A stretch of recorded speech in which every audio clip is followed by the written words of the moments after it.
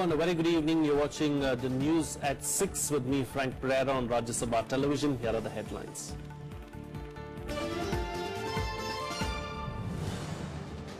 Post demonetization relief for farmers, Union Cabinet decides to waive 660 crore rupees in interest payments on short-term crop loans from November to December 2016.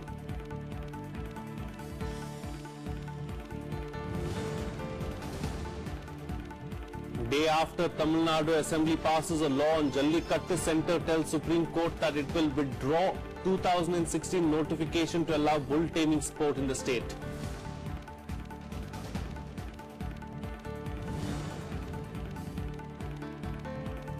Crown Prince of Abu Dhabi, Sheikh Mohammed bin Zayed Al Nahyan, arrives in New Delhi, will attend the Republic Day celebrations as the chief guest during his 3-day visit.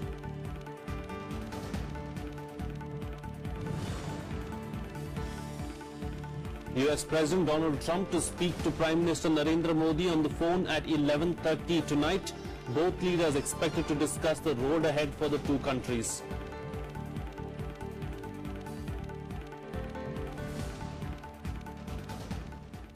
Well, the Union Cabinet on Tuesday decided to waive 660.5 crore rupees interest payment on short-term crop loan for November-December 2016. The decision is expected to come as a huge relief to the farmers who are affected by cash crunch on account of demonetization. The cabinet also gave 400 crore rupees to NABARD to bear the refinancing cost to cooperative banks. The move entitles farmers to a refund of interest on short-term loans in the demonetization period. The amount will be credited in their bank accounts through a direct benefit transfer. Data for 2016-17 shows the government has set a target to disperse agri-credit of 9 lakh crore rupees, of which 7.56 lakh crore rupees was dispersed to farmers till September last year.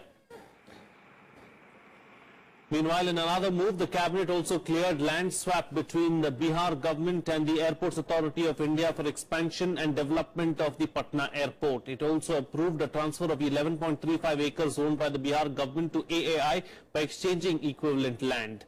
Also approved was the Indian Institute of Management Bill 2017 that declares IIMs as institutions of national importance with statutory powers.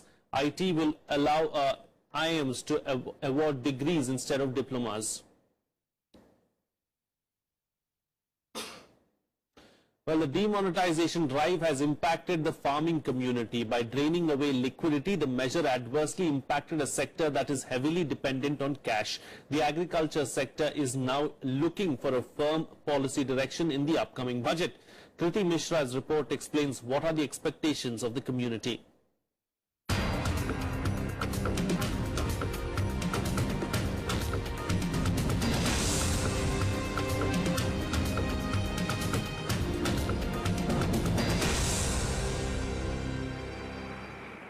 The agriculture sector has borne the brunt of demonetization. Most of the transactions for seeds, fertilizers, tools or salary payments are all carried out in cash. Sale, transport and distribution of products at mandis are also heavily dependent on cash. Moreover, with the RBI banning the exchange of old notes at all cooperative banks, farmers want the government to waive off their loans in order to tide over their losses. नोटबंदी से हमें किसानों को बहुत ही ज्यादा परेशानियां आई। हमारे खेत बीज और खाद वगैरह नहीं बोए हैं। सरकार से हम बजट से ये चाहते हैं कि हमारा कर्जा माफ हो और हमारे जो फसल की कीमत बढ़नी चाहिए। Experts expect greater allocation for the Pradhan Mantri Krishi Sinchai Yojana that will bring in more land under irrigation. The target was 28 lakh hectares for financial year 2017. Funds allocated for Pradhan Mantri Fasal Bima Yojana may also increase from 5,500 crore rupees. An interest rate cut for agriculture credit under different schemes is also expected. 50% houses will not have anything to do. Their kitchens will close down. The children's marriages, everything is on Kisan Credit Card today. So therefore we need a policy today. The government in the budget must bring out a policy where the Kisan can sustain agriculture. The Niti Ayog's task force on agriculture development has also offered its suggestions. This was after the Finance Ministry for the first time invited suggestions on Twitter on Budget 2017-18. According to initial reports, India wants the Finance Minister to focus more on agriculture in his union budget. Kriti Mishra's report for Rajya Sabha TV. Well, in view of the law passed by the Tamil Nadu Assembly, the centre on Tuesday informed the Supreme Court that it will withdraw its 2016 notification to allow bull-taming sport Jallikattu in the state. Attorney General Mukul Rohatgi told a bench that the centre has decided to withdraw the January 6th notification issued by the Ministry of Environment and Forests allowing the sport. The court had reserved its verdict on a bench of petitions challenging the notification. The Prevention of Cruelty to Animals Act of 2017, piloted by Chief Minister O. Pannirselvam, was adopted unanimously on Monday by a voice vote in the Assembly after a brief debate. The bill now awaits President's approval. Meanwhile, normalcy returned to Chennai after nearly a week of protests in support of Jallikattu at Marina Beach. The beach wore a deserted look on Tuesday amid a noticeable police presence. Several protesters were injured in clashes when the policemen attempted to evict them on Monday. All routes leading to the beach continued to be blocked by police, causing inconvenience to daily commuters on Tuesday. Well, the Crown Prince of Abu Dhabi, Sheikh Mohammed bin Zayed Al Nahyan, arrived in New Delhi on Tuesday. Arrived today, in fact. He was received at the airport by Prime Minister Narendra Modi. The Crown Prince, who will be the chief guest at the Republic Day Parade on Thursday. Both countries are slated to sign agreements on maritime affairs, agriculture and small and medium industries when he meets the Prime Minister on Wednesday. With trade ties as a key component of the bilateral strategic relationship, India is making efforts to address UAE's concerns. The UAE reportedly wants to see legacy issues of some big investments of UAE companies sorted. The neighboring country also seeks relaxation in FDI in sectors like ports and real estate. Both sides are also expected to sign a pact between the UAE's Sovereign Wealth Fund and India's National Investment and Infrastructure Fund. UAE has decided to become a strategic partner in the energy sector and will be both investing and filling up one of our key strategic petroleum reserves. We hope that the negotiations would conclude today. Well, many parts of northern India battled icy winds and fog on Tuesday as cold wave conditions continued to disrupt normal life. Dense fog took over the national capital on Tuesday morning, affecting traffic movement. Operations at airports and railway stations were also disrupted, with as many as 25 trains running late. 9 trains were rescheduled and 1 was cancelled. 11 international and 9 domestic flights were also delayed and 1 was cancelled. People in Shimla struggled to carry on with their morning routines, with temperatures hovering around 0 degrees Celsius.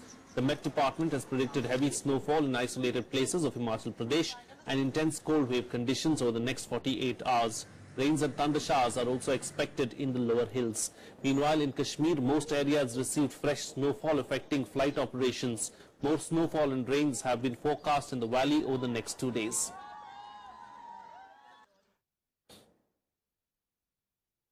But here's a roundup of the other national news and nationwide. 2 militants were killed in an encounter with security forces in central Kashmir's Gandarbal district. Paramilitary forces, along with the local police, cordoned off the area to carry out a search when the militants opened fire. According to reports, both militants belonged to Lashkar-e-Toiba. 2 AK-47 rifles were recovered from them.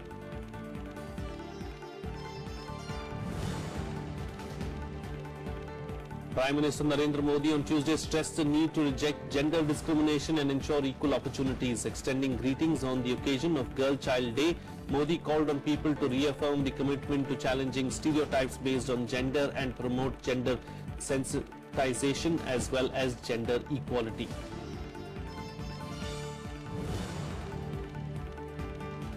The Delhi police is probing corruption charges levelled against Chief Minister Arvind Kejriwal, his brother-in-law and a public servant over alleged irregularities in granting of contracts for building roads and laying of sewer lines in Delhi. Kejriwal's brother-in-law has been accused of submitting fake bills and invoices to the Public Works Department for a huge profit.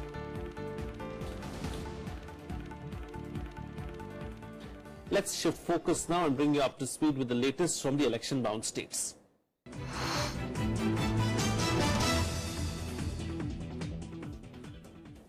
Well, the Election Commission has given its nod to the centre to present the union budget on February 1st ahead of the assembly polls. But the poll body said no schemes related to these poll-bound states can be announced, and the finance minister's speech should not refer to the government's achievements in these states. It also reminded the government of a 2009 advisory which said vote on account instead of a full-fledged budget is presented ahead of elections as per convention. It also said in the finance minister's speech the government's achievements in respect of the 5 states will not be highlighted in any manner. Polls in Uttar Pradesh, Uttarakhand, Manipur, Punjab and Goa will be held between February 4th and March 8th. It is also well known that Prime Minister and his government are infamous for misutilizing government resources for propagating the political prospects of Bharatiya Janata Party. So rightfully, in order to ensure level playing field, which is essential to democracy, Election Commission has directed that no specific announcements can be made for these states which are going to polls so as to influence the voters. After all, with regard to the budget on the 1st of February, the Honorable Supreme Court has not entertained a plea to stop it. As far as the Election Commission is concerned, they have made a comment that it shouldn't be with regard to anything specific to these poll-bound states. In any case, the budget is not specific to these states. The budget is for the whole of India. Whatever is there, it will be about the activities of the government in terms of the whole year for the country. The filing of nominations for the third phase of elections in Uttar Pradesh started today with a notification for the February 19th election. The process of filing papers will continue till January 31st and the last date of withdrawal is February 4th. 69 assembly seats spread over 12 districts will go to polls on February 19th in the third phase. Polling in the state will be done in 7 phases between February 11th and March 8th, while ballots will be counted on March 11th. Today is also the last date of filing nominations for the first phase polling, for which voting will take place on February 11th. 73 constituencies spread over 15 districts will vote in the first phase. Uttar Pradesh Chief Minister Akhilesh Yadav kicked off the Samajwadi Party's election campaign from Sultanpur on Tuesday. Targeting the BJP-led government at the centre, Akhilesh alleged that it could incorporate in the union budget some of the ambitious schemes announced in his SP manifesto to take credit for them. The Samajwadi Party National President also ridiculed the Achhe Din promise of Prime Minister Narendra Modi, promising to make the metro in Uttar Pradesh a reality. Akhilesh also highlighted the achievements of his government in the past 5 years. एक ऐसी party को जिता दिया जिसने कहा कि अच्छे दिन आ जाएंगे। हम सुल्तानपुर के लोगों से पूछना चाहते हैं, बताओ अच्छे दिन कहां हैं? मैं ये बात कह के जा रहा हूं बड़ी जिम्मेदारी के साथ, पत्रकार साथियों के साथ। आप देख लेना, जब बजट उनका आएगा तो कहीं न कहीं हमारे समाजवादियों ने जो काम किए उनकी नकल करने का काम उनका बजट करेगा, क्योंकि इतने अच्छे काम किसी सरकार ने नहीं किए। Home Minister Rajnath Singh on Tuesday accused Pakistan of supplying drugs in Punjab. He warned the neighbouring country of dire consequences if it does not mend its ways. Addressing an election rally in poll-bound Punjab, Singh assured that whosoever promotes such activity will have to face severe circumstances. The Home Minister also urged voters to elect the SAD-BJP alliance once again, as they would provide corruption-free government in Punjab. The state will vote in the assembly elections on February 4th. हाँ, मैं यह मानता हूं कि हमारा पड़ोसी देश पाकिस्तान बराबर कोशिश करता है ड्रग्स को, कि भारत के अंदर कैसे अधिक से अधिक ड्रग्स भेजी जाए, वहां के नौजवानों को बर्बाद करने की कोशिश की जाए। लेकिन मैं आपको यकीन दिलाना चाहता हूं, आप मित्रों में सरकार बनाइए, शिरोमणि अकाली दल भारतीय जनता पार्टी की सरकार बनाइए। यदि कोई नहीं रोकेगा इस हरकत को, तो मैं गृह मंत्री के रूप में यकीन दिलाकर जाना चाहता हूं, जो इन चीजों को बढ़ावा देने की कोशिश करेगा उसकी मैं खाट खड़ी कर दूंगा। मैं आपको विश्वास दिलाना चाहता हूं।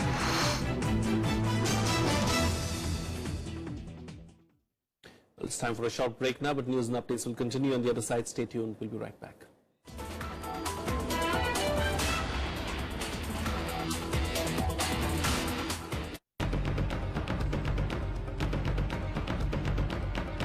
It's election time again.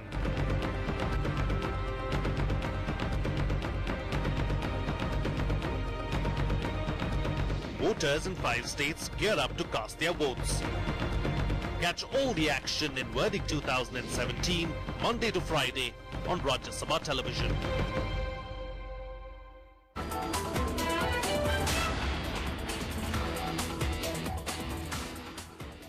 Welcome back. You're watching Rajya Sabha television. Well, Australia and New Zealand say that they are hopeful of pressing ahead with the Trans-Pacific Partnership trade deal despite America's formal withdrawal. The US-led 12-nation agreement was set to cover 40% of the world's economic output. Pulling out of the TTP was one of Trump's first executive orders and fulfills a long-held campaign promise. Australia has already devised a name for a possible new agreement, TPP 12-1.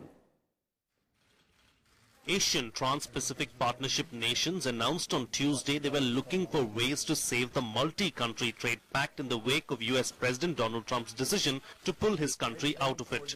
Fulfilling a campaign pledge, Trump signed an executive order in the Oval Office on Monday, pulling the United States out of the 2015 TPP agreement and distancing the United States from its Asian allies. All right, we're going to sign 3 memorandums right now. The first one is withdrawal from the United States from the Trans-Pacific Partnership. Everyone knows what that means, right? We've been talking about this for a long time. Thank you.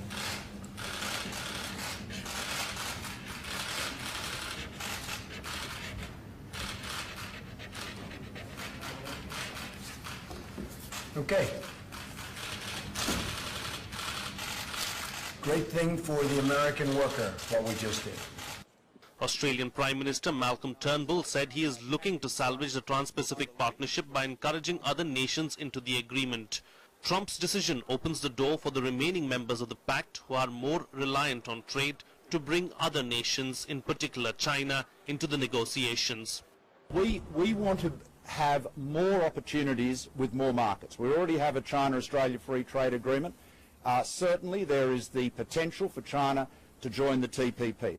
Turnbull said he had discussions with Japanese Prime Minister Shinzo Abe, New Zealand Prime Minister Bill English and Singaporean Prime Minister Lee Hsien Loong about the possibility of proceeding with the TPP without the United States. It is possible that US policy could change over time on this, as it has done on other trade deals. There is also the opportunity for the TPP to proceed without the United States, and I've had active discussions with other leaders as recently as last night with Prime Minister Abe about that. Japanese Prime Minister Shinzo Abe, on the other hand, said Japan would continue to seek the United States' understanding of the strategic benefits of joining the TPP. トランプ大統領は自由で公正な貿易の重要性については認識していると考えており、TPP 協定が持つ戦略的経済的意義についても腰を据えて理解を求めていきたいと考えています。 Obama framed TPP without China in an effort to right Asia's trade rules before Beijing could, establishing US economic leadership in the region as part of his pivot to Asia. China has proposed a counter-pact, the Free Trade Area of the Asia-Pacific, and has championed the Southeast Asian-backed Regional Comprehensive Economic Partnership. The remaining 11 TPP nations are Brunei, Canada, Chile, Japan, Malaysia, Mexico, Peru, Singapore, Vietnam, Australia and New Zealand. Bureau Report, Rajya Sabha Television. Well, US President Donald Trump will speak to Prime Minister Narendra Modi tonight over the phone. The White House said that Trump was scheduled to call Modi at 11:30 p.m. Indian Standard Time. The Prime Minister Modi will be the 5th foreign leader that Trump will speak with over the phone after being sworn in as the US President on January 20th. The two leaders are likely to discuss the road ahead for the two countries. During his election campaign, Trump had called India a key strategic ally and had insisted on strengthening ties with India if elected to power. After his historic victory in the November 8th general elections, Prime Minister Modi was among the first few world leaders to congratulate Trump. Well, here's a roundup of the other international news in Global Buzz. Russia, Turkey and Iran are working on a statement to reaffirm a fragile ceasefire between Syria, warning parties to pave way for a UN-led peace settlement. Delegations from the Syrian government and opposition are holding indirect talks for a second day in the Kazakh capital at a time when Turkey and Russia want to disentangle themselves from the fighting.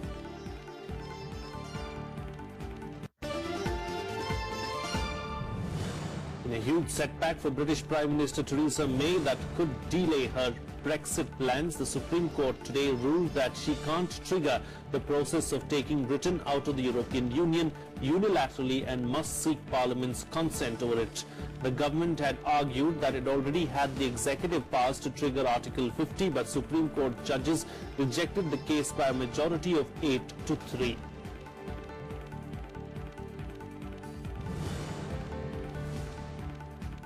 The death toll in Italy's avalanche disaster rose to 14 as rescuers today found more bodies. 11 people so far have been rescued from in and around the hotel in the Gran Sasso National Park, but 15 people are still missing after a wall of snow crashed into the 4-story building last Wednesday, hours after earthquakes shook the region.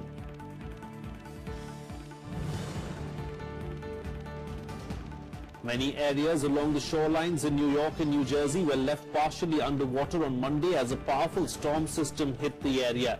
At least 21 people are reportedly dead. The storm also hit Mississippi and Georgia over the weekend but turned cooler as it advanced on the northeast. However, 14 people died in Georgia, where an emergency has been declared for 7 counties. Mississippi reported 4 deaths from a tornado on Saturday, where severe weather also injured more than 50 people and damaged about 480 homes. Moving on to some sports-related news now, where the Supreme Court today asked the Centre and the BCCI to suggest names for appointment of administrators to run the country's cricket governing body. The Apex Court rejected all 9 names submitted by the BCCI Council, asserting that any individual over the age of 70 will not qualify for the post. The court, however, allowed BCCI to suggest 3 names after following due process to represent it at the ICC meeting in the first week of February. The 3-judge bench has given set January 27th a deadline to suggest names and posted the matter for hearing on January 30th. In its January 2nd order, the Supreme Court removed Anurag Thakur as BCCI president and disqualified all the boards and its state association office bearers who failed to meet the new norms set by the Justice Lodha Committee. And moving on to the Australian Open, where Roger Federer set up a semi-final clash with compatriot Stan Wawrinka in the men's singles, while Venus Williams advanced to a Grand Slam semi-final after 14 years. For India, Sania Mirza and Rohan Bopanna progressed to the quarterfinals of the mixed doubles with their respective partners. Here's more from Day 9. 2 more Indians advanced to the quarterfinals of the mixed doubles at the Australian Open on Tuesday. Indo-Croatian pair of Sania Mirza and Ivan Dodig defeated Aussie-Chinese pair of Alexander Peya and Sai Yeng 2-6, 6-3, 10-6. The second-seeded team will next face the Indo-Canadian pair of Rohan Bopanna and Gabriela Dabrowski in the last 8. Bopanna and Dabrowski defeated the Polish-Taiwanese players El Kubot and Wai Chan 6-4, 5-7, 10-3. Leander Paes is the other Indian who entered the quarterfinal with his Swiss partner Martina Hingis. In the men's singles, 17 times Grand Slam champion Roger Federer reached the semi-finals with a straight sets victory over unseeded German Misha Zverev, who had upset world number 1 Andy Murray on Sunday. The 4 times champion Federer looked in sublime form, and despite being broken once in the second set, the Swiss won 6-1, 7-5, 6-2.